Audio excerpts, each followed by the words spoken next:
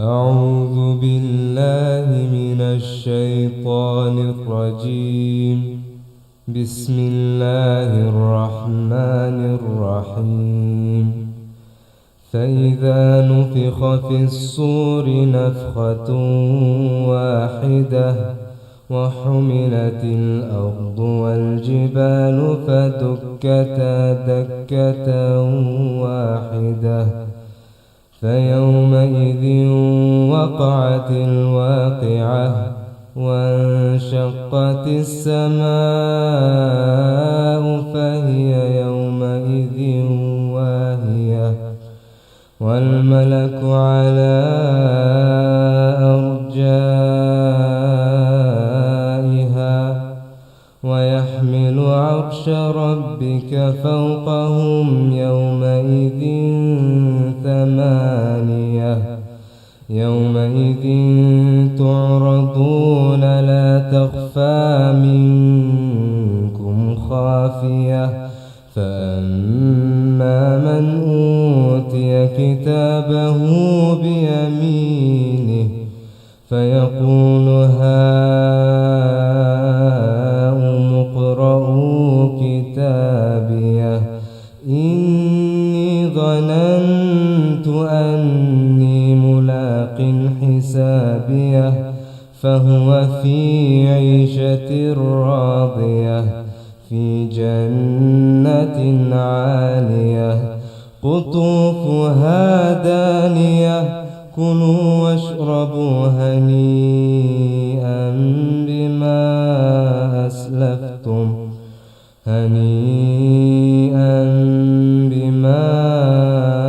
أسلفتم في الأيام الخالية وأما من أوتي كتابه بشماله فيقول يا ليتني لم أوت كتابيه ولم أدر ما حسابيه يا ليتها كانت القاضية ما أغنى عني ماليه هلك عني سلطانيه خذوه فغلوه ثم الجحيم صلوه ثم في سلسلة ذرعها سبعون ذراعا فاسلكوه إنه كان لا يؤمن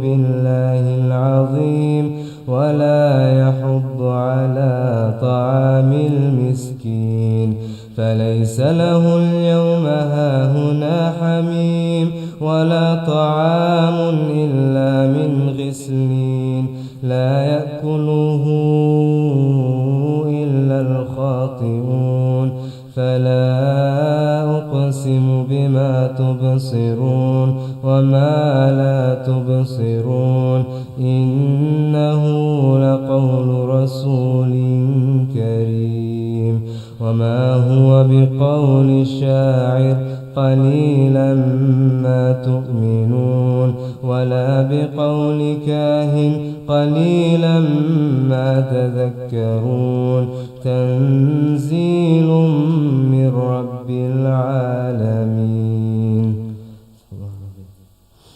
The 13th hadith from the 40 hadith of Imam Nawawi.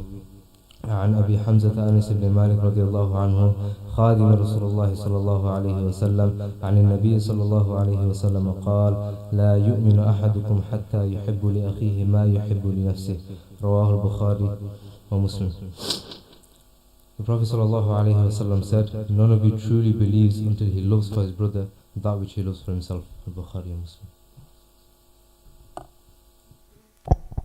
بسم الله الرحمن الرحيم الحمد لله رب العالمين والصلاة والسلام على سيدنا محمد وعلى آله وأصحابه أجمعين ومن تبعهم بإحسان إلى يوم الدين أما بعد.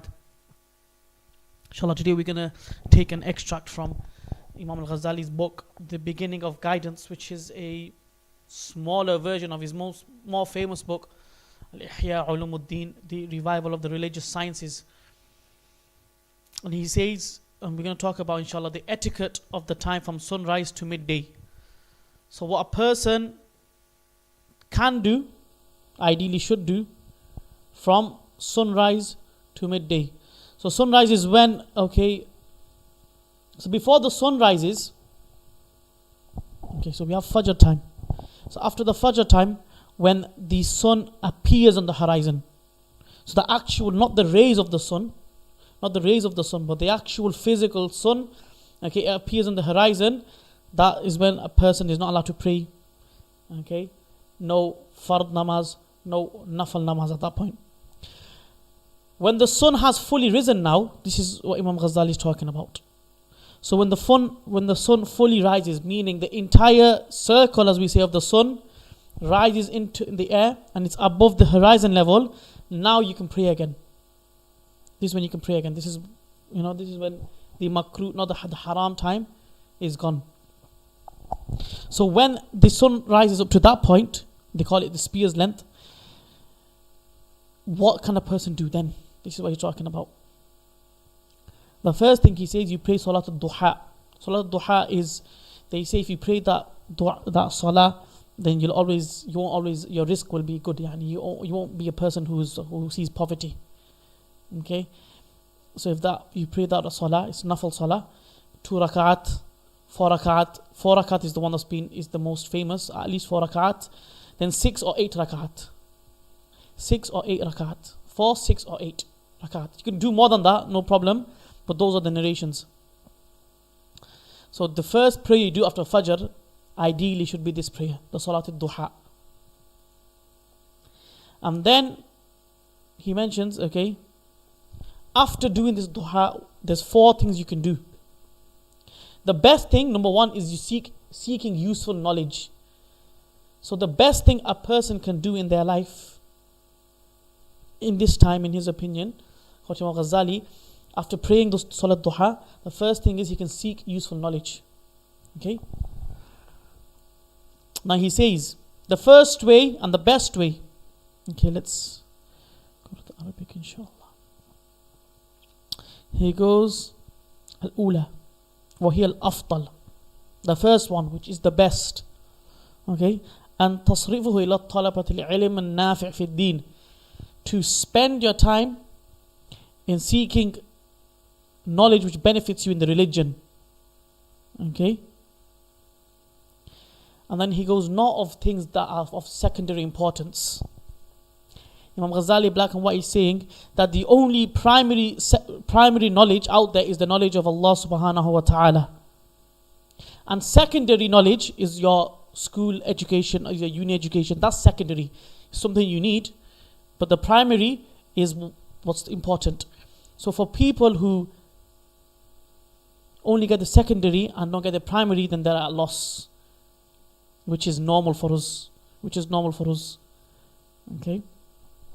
Primary education is Islamic education. And then the other stuff comes. Is it strict? No, it's not strict, because one day you're all going to pass away. All going to pass away. So if that means you starve a bit and you can't get your Lamborghini, then it does not matter. Because our akhirah is more important. Now if you can get both, Bismillah, that's even better. As we say, رَبَّنَا آتِنَا فِي الدُّنْيَا حَسَنَةً وَفِي الْآخِرَةِ حَسَنَةً وَقِنَا عَذَابَ النَّارِ. Like, give us good in this life, give us good in the hereafter, and save us from the hellfire. So if you can get both, alhamdulillah. But if you had to choose one or favor one, then it's going to be primary education, which is Islamic education. وَالْعِلْمُ النَّافِعِ. Okay, so what is beneficial knowledge? مَا يَزِيدُ فِي خَوْفِكَ مِنَ اللَّهِ تَعَالَى. It's that knowledge which increases in the fear of Allah subhanahu wa ta'ala. Okay, so the most useful knowledge is knowledge which increases your fear of Allah subhanahu wa ta'ala and increases your insight in your own defects. So you are now have basira, you have a sight of the fact that you yourself have this defect. Okay, and this actually is, the fact that Imam Ghazali mentions is interesting, because this whole book is about that. The whole book is to see defects, physical defects in ibadah, and spiritual defects in a person, the heart of a person, the nafs of a person. And it increases your knowledge of how to worship Allah subhanahu wa ta'ala, the most majestic. And it reduces your yearning for this world. Why do we, I remember our teachers mentioned, we yearn for this world is because we don't know what the other world is. We have no knowledge of the other world. right? We have no knowledge of the world yet to come. That's why we only yearn for what we can see here. If a person has knowledge of the other world, then his yearning will be less. Right? If a person has the knowledge of a Bugatti, okay, his yearning for a Mercedes won't be that much. Okay, if you have a yearning for something greater, then the yearning for the less is not there, generally. Okay, so it all goes back to the ilm. It all goes back to ilm. The yearning for this world decreases, and your eyes open up, okay, for the hereafter. Now, he mentions here that having Islamic knowledge, like true Islamic knowledge, okay, it opens your eyes up and it doesn't spoil you from having spoil your worship, and it makes you refrain from the evil of the evil scholars. Okay, so from the shaitan and the evil scholars, the Prophet ﷺ said that in this ummah, I don't fear anything more than, okay, he mentions there's a few, sometimes he says Dajjal, sometimes he says the ulama is su. Because I don't fear anything except the ulama more than, for my ummah, more than ulama is su, the evil scholars. That's a person, he's a scholar who is a scholar for the sake of the dunya. So he's a scholar for the sake of money. He's a scholar for the sake of he's going to get famous, or he's a scholar for the fact that power. Okay, politically he's going to be someone big. Again, that all falls back to power. So that's an evil scholar. Okay, when the ulama they talk about it, why? Because the evil scholars they destroy Islam from within. The kafir is easy. The kafir you can look at him from far and say, stay away from that. But as an evil scholar, he's a wolf in sheep's clothing. He's a wolf in sheep's clothing because you don't know. You know, you what he's saying, because everyone looks at a scholar, a person who has an Islamic knowledge, black like for what they are. Yani khalas, they listen to him. Anything he says, they will listen to it. Anything they say, they listen to it. So an evil scholar is people who we must refrain from. But if you don't even have the basic understanding of Islam, then how can you stay away from people who give the wrong message of Islam? Because for you to know something is a wrong message, you must have knowledge of what the right message is first. Okay, the Prophet ﷺ mentioned, and the ulama they mentioned that when the Dajjal comes, people who have today in our age or yet to come, the ulama yet to come, people who have who nowadays they wear amamas, they wear turbans, they're big shuyukh now, they will be part of the Dajjal's army. They will be part of Dajjal's army. So the so-called ulama, the so-called sheikhs, many of them will be part of Dajjal's army. So what a person who does not have any Islamic studies behind them, that person has no the chance. But when do they have a chance? Is when they follow and they go with scholars who are truly God-fearing and go and have taqwa in their hearts. That's why a lot of the times, you don't follow someone because they're famous, or sometimes you don't follow people who have allegiance to a certain country, or have allegiance to a certain understanding because of money or because of power. Again, the lines are very grey and very blurry. However, if someone studies properly, then inshallah that person will be able to tell the difference of what's a good scholar, what's an evil scholar.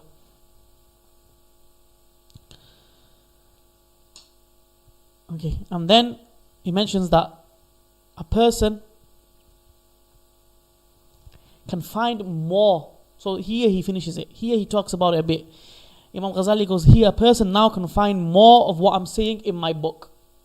This is his book, Beginning of Guidance, because I've got another book, The Revival of the Religious Sciences, the Ihya Ulumuddin. That book, okay, a standard copy of that book is at least 10 volumes. Okay, and in that book, if you want to learn about tasawwuf, you go to that book. You want to learn about tazkiyah, tasawwuf, another word for tasawwuf is tazkiyah. You want to learn about tazkiyah, as it says in the Quran, قَدْ أَفْلَحَ مَنْ زَكَّاهَا, that the one who is succeeding is the one who has purified it, meaning the heart. If you want to know about tazkiyah, then you go to that book.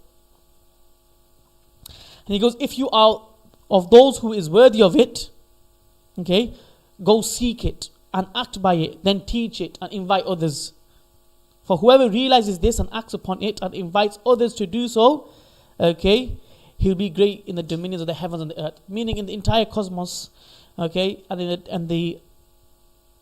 in the court of Allah subhanahu wa ta'ala, if that's what you want to call it, that person will be someone of status, okay, of stature.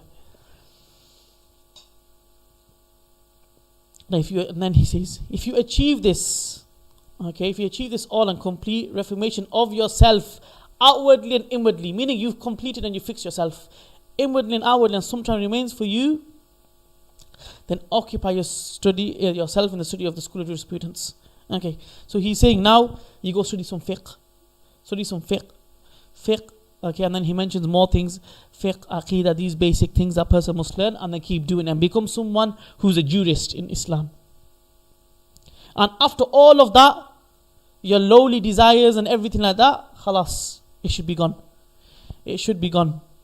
The nafs al-ammara bisu, the desire which pushes you to do bad things, that inshallah should go. Okay? Okay, and then he mentions, okay, no, before that, sorry, he mentions that Satan, the accursed, has injected your heart, okay, with a hidden illness. So Shaitan's given hidden illness, okay, the love of the prestige and wealth. The love of the prestige and wealth. Beware of being deceived by this and becoming a laughing stock to him. Yeah, because Shaitan is gonna mock you on the day of judgment. In the Quran, he mentions, Allah Ta'ala says, in the Hadith, he mentions as well that when a person is brought to Allah Subhanahu wa Ta'ala and he's making his case, a person is gonna say, Ya Allah, it wasn't me, Shaitan did it. We say in Bangla, Shaitan say. That's what we say in the dunya as well. And to Allah, you're going to say the same thing. And Shaitan's going to be like, no, Allah, I don't know who this guy is. I don't know who he is. I have no connection with him. Okay, the Shaitan will mock you. He'll make you do everything bad. And he'll leave you. He will leave you. Okay. So again, if a person doesn't know these type of things, okay, there's no way he can, attack it. And then he mentions that a person should do in the same thing of worship and seeking use of knowledge, he mentions that a person should have a wird, an awrad, every single day. What that means is a person should have a time in a day, whether it's the morning, whether it's midday, whether it's night, where he should do a specific dhikr for himself. Meaning he should have, I'm going to read every single day without a doubt, I'm going to read 10 times La ilaha illallah Muhammadur Rasulullah.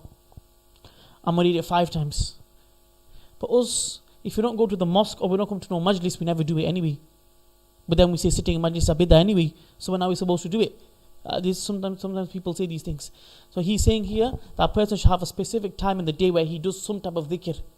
A set amount. Why did they say set amount? Not because it's something you have to do, but if you structure things, then a person is he will carry it out. That's why we structure things. Now the second thing he says is worship. So what was the first thing?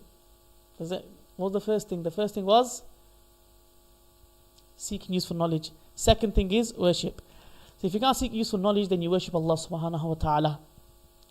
So if you're unable to acquire useful knowledge, spend your time engaged in the duties of worship, such as remembrance of Allah, recitation of the Quran, glorification, extra prayers. And that we're not going to delve into, we're going to leave it at that. That, we know all that. Let's see the last two. The last two are very interesting. Number 3 is good works. So if a person now can't seek knowledge, or it's hard for you to seek knowledge due to some certain circumstances, or number 2 is, what did Imam Ghazali say? The second point of Imam Ghazali was worship. If you can't worship Allah subhanahu wa ta'ala for that certain time, then you could do good works. What's good works? Okay, he says the third possible way is to spend your time in working on something that will benefit the Muslims. So you can't gain knowledge, okay. You can't worship, the traditional type of worship, that's fine. The third thing is you do something that will benefit a Muslim. And that I believe everyone can do, okay. By which you will bring happiness to the hearts of the believers. Okay, or by which you will make it easier for the righteous to accomplish good works. For example, serving the jurists, serving the ulama. If you can't become an alim, or you can't do that much ibadah, you're a person who doesn't do much ibadah anyway. There are people like that. then you go serve the ulama. If you can't do it, then go help them people. That in and of itself is a thing. Okay? You take care of the true Sufis he mentions here, or the men of religion, taking care of their errands, striving to bring them food, giving to the poor and needy.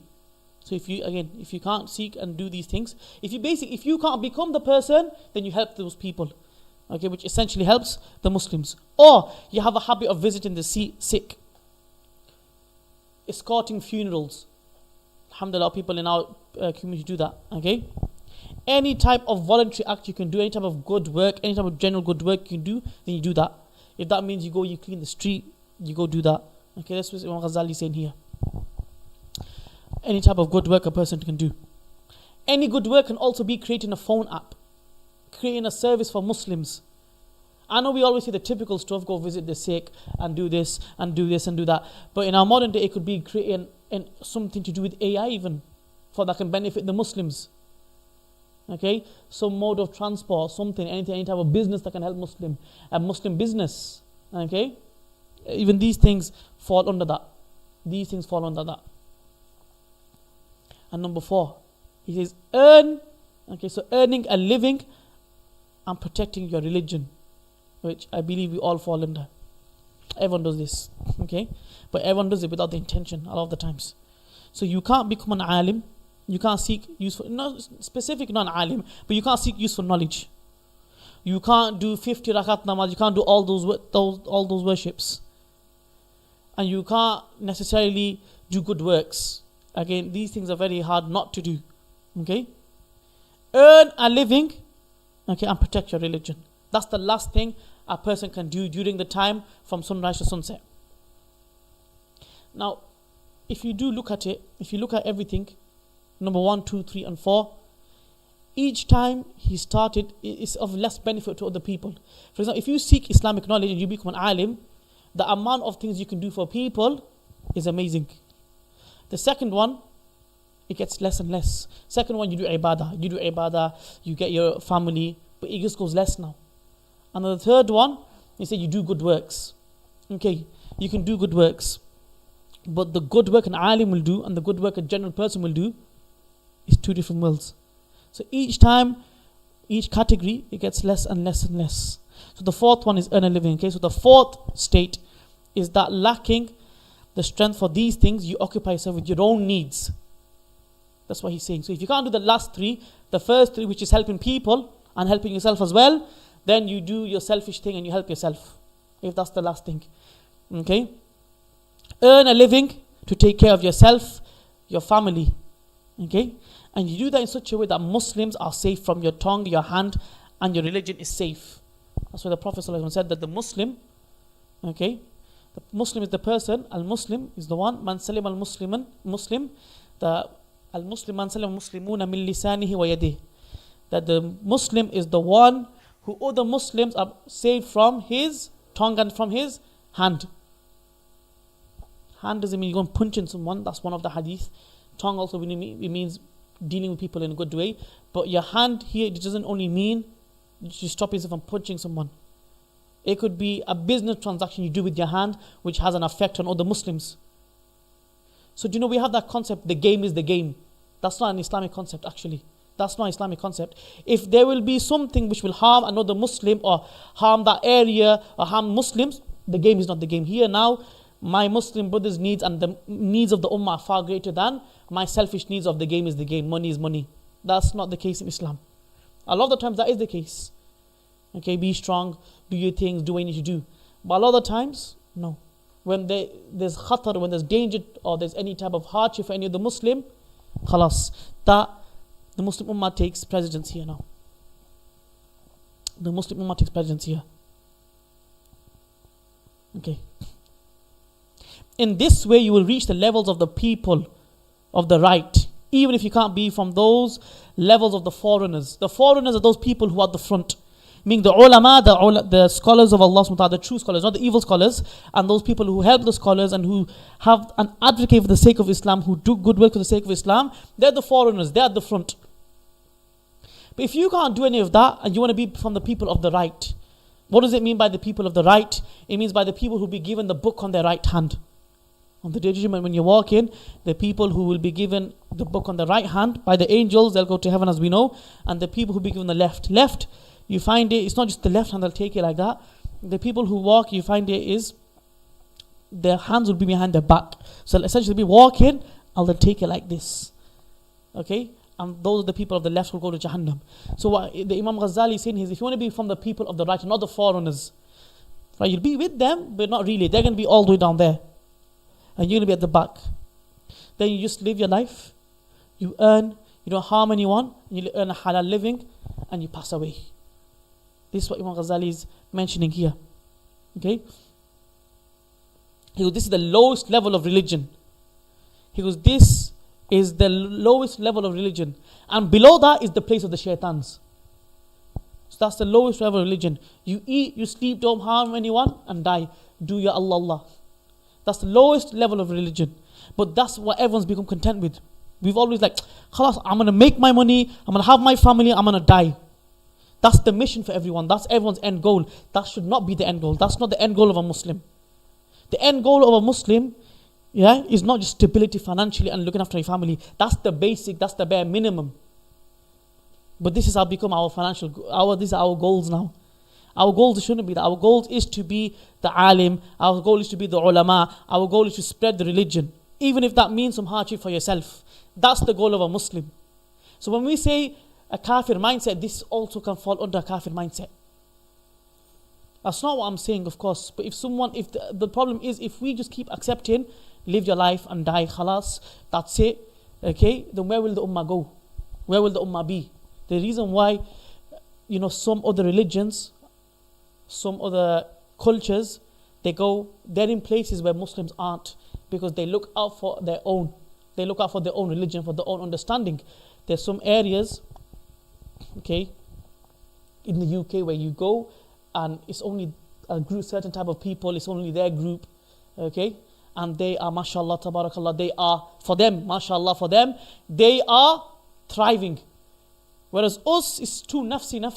Nafsi is not in the dunya. That's the thing we don't understand. Nafsi is in the akhirah. Nafsi is myself is not in the dunya.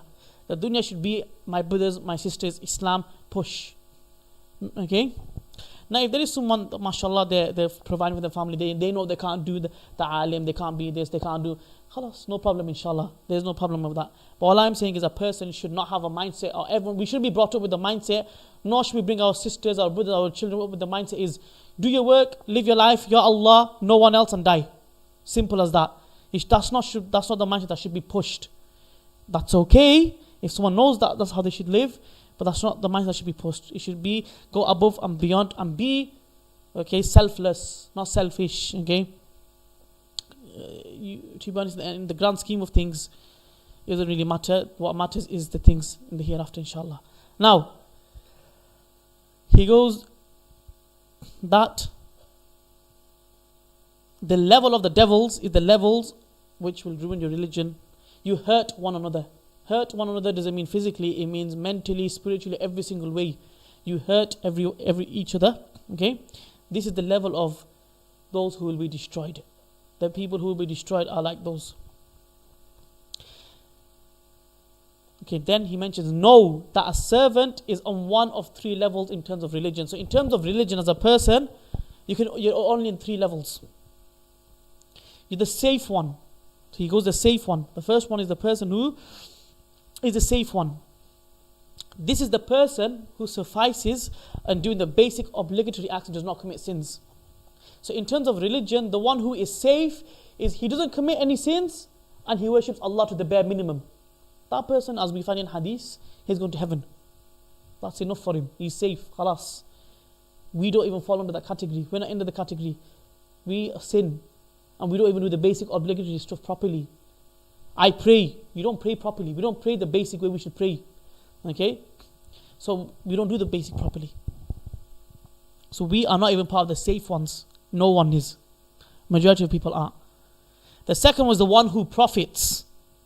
This is the one who does voluntary acts and voluntary good deeds. So he goes above and beyond. He goes above and beyond. Do you know we say give give 100%.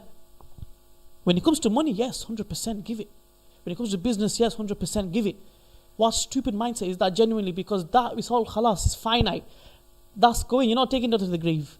When it comes to madrasa and school, go, you want to miss it? Okay, I'm not feeling well. But when it comes to school, even the mindset of parents, it's a small thing I'm mentioning, but that's a big thing. Why is the mindset like that? The mindset should be, no, the way you get up for school, you're going to mosque the same way. Okay, it should be the exact same thing. The way you give your 100 for money and business, if it comes to a point like this where you know your child let's say there's two roads. My child, he'll be a person who knows Allah, but he will be struggling even to eat. He'll have 1 meal a day. And then you have the other spectrum where my child will have everything he has. Anything he wants, he'll have it. But he won't really know Allah subhanahu wa ta'ala. You take the first path. That path is the path that person needs to take. Okay, not the second path. That's how it should be for us Muslims. So even when I'm saying all of it, doesn't mean a Muslim shouldn't pursue the other part. Muslims should pursue both. This is the actual message. The Muslim should pursue both. Okay? If you had to choose one, then you choose the other. You have to give more precedence to the other one.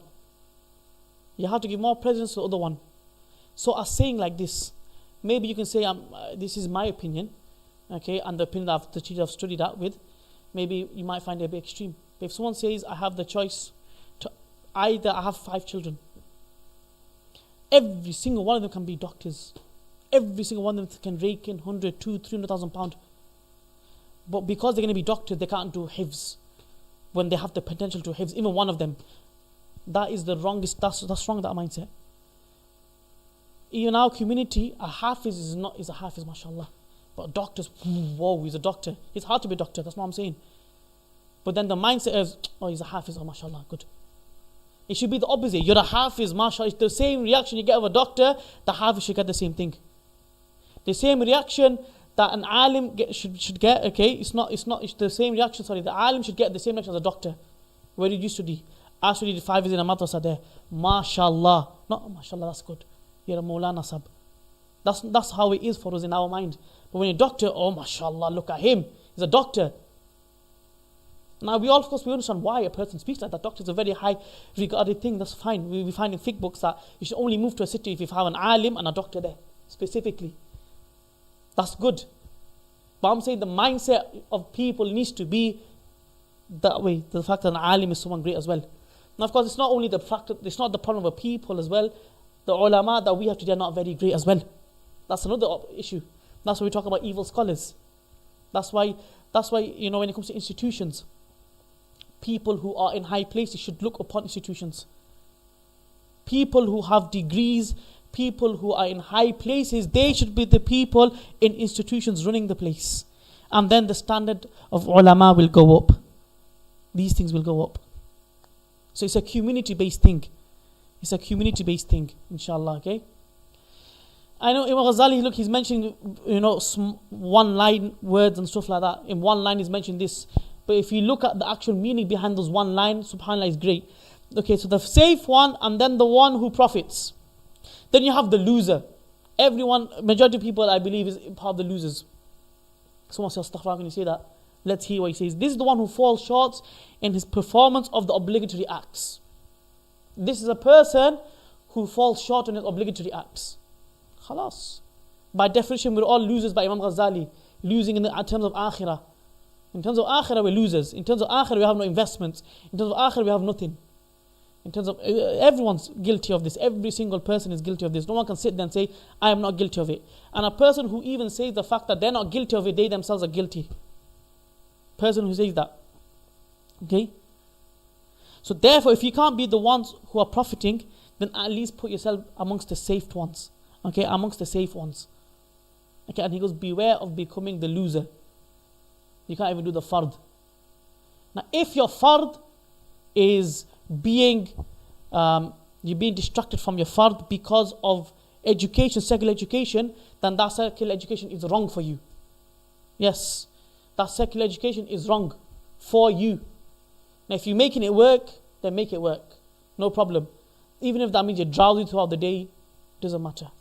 Now, someone might argue and say, but Muslims can't get into high places. sometimes you need to be selfish. Sometimes if you are not doing your fard because of your secular life, your secondary life, this life which is, okay, is going to end, then maybe take a few steps back. Okay? Because we always have the thing of the notion of, I want myself or my child or my brother to be in the highest place he can be in terms of the dunya, but akhirah is not. Anyone with that mindset, okay, Allah Ta'ala will act and judge accordingly, of course. And in the end, and I am speaking to you, and I'm doing this, maybe I'm in this, most likely in the same boat. Okay, but in the end, Allah Ta'ala will judge, and He will judge accordingly, inshallah. And the people who had that mindset will see, and the people who had the best mindset, like these imams, they will be with the Prophet Sallallahu Alaihi Wasallam. Okay.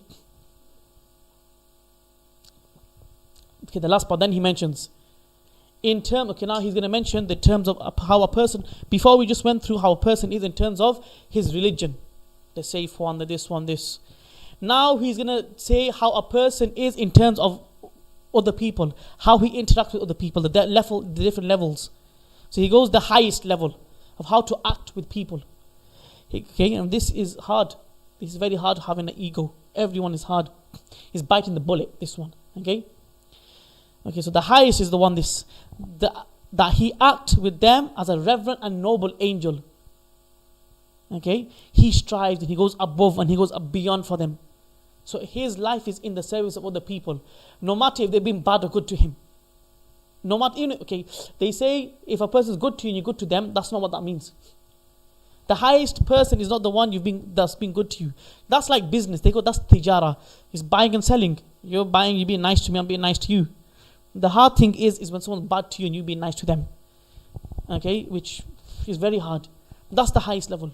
Then the middle is this person. Okay, that he be like an animal, or how an inanimate object would be. Okay, he doesn't bring them good, nor does he bring them bad. He's just there with you.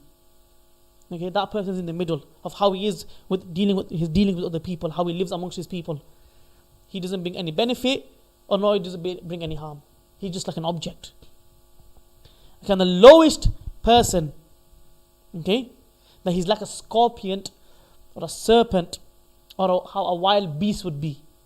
Okay, and there's no hope, or there's no good from that person. There's only evil. Okay, and that person would be a person who's looking out for some type of commotion or something like that, or someone who brings harm to the people. Why is he mentioning this here? Because he talked about earning a living. You earning a living could be earning a living, but you could be doing harm to. That's why even certain jobs, there's certain jobs not good for Muslim. There's certain jobs, if your job somehow will have an effect on harming Muslims, then that's a job you shouldn't have. If your line of education will be somewhere where, okay, it can harm a Muslim, then you shouldn't be it. Now let's say, for example, let's bring another thing they mentioned. They also mention is, let's say you go to a job interview. You can get 50 different examples. This is an example I'm giving you.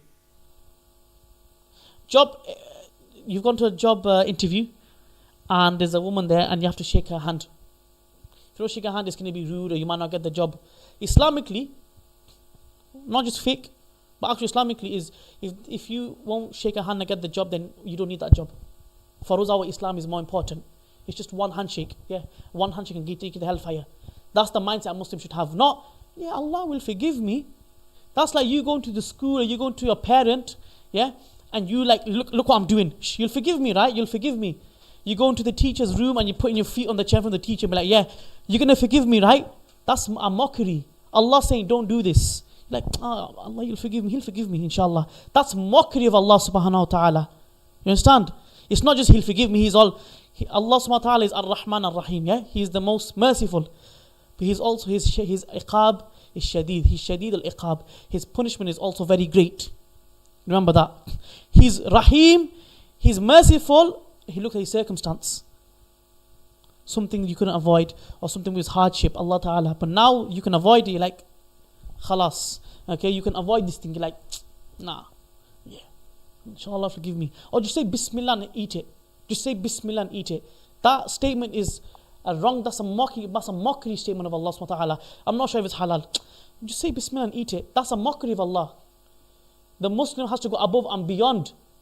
Okay, so there is no, just say Bismillah and eat it, Allah will forgive you. Or get in this, do this, and it'll be fine. That's mockery of Allah subhanahu wa ta'ala. And a person who lives their life like that, if that person ends up passing away like a non-Muslim or becomes a kafir when he dies, don't be surprised. Because they were okay to take the mick of Allah subhanahu wa ta'ala, the laws of Allah subhanahu wa ta'ala.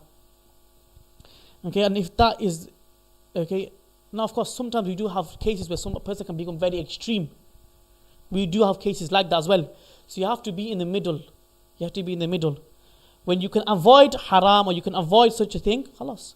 You know, what would be extreme if you find a non-Muslim person, woman, you know, her say, I can't touch her because I'm a Muslim. No, this is extreme. This is a case where you can. Okay, so you have two extremes. You have an extreme where someone's very liberal. They're like, yeah, khalas, just say Bismillah, Allah's all forgiven. And you have the other extreme, Allah's going to punish me, I can't. Okay, you meet in the middle. There's a reason why Allah Ta'ala is Ar-Rahman, Ar-Rahim, and He's also Shadid Al-Iqab. You have to be in the middle, inshallah. Okay, that's also with education. Meet in the middle. Okay, if that means, you know, wake up in the morning and you'll be drowsy for 2 hours, it is what it is. When it comes to business, you'll stay awake for 3-4 nights. When it comes to your assignments for uni, you won't sleep. It is what it is. Then I'll get back to it. It is what it is with Islam as well. Okay, and that's more, you need to push for that more because that's your final destination, okay? Of course, we're all guilty of falling into it. That's why Allah subhanahu wa ta'ala, inshallah, He will forgive us, but with the correct mindset, inshallah. We're going to leave it there, of course, the chapter is very long. Okay, we ask Allah subhanahu wa ta'ala to give us a mindset of a true Muslim. And we ask Allah subhanahu wa ta'ala to make us from the ranks of the ulama and those people who want to go above and beyond for the sake of Islam. Sallallahu ala sayyidina Muhammad wa ala alihi wa sahbihi wa sallam alaikum.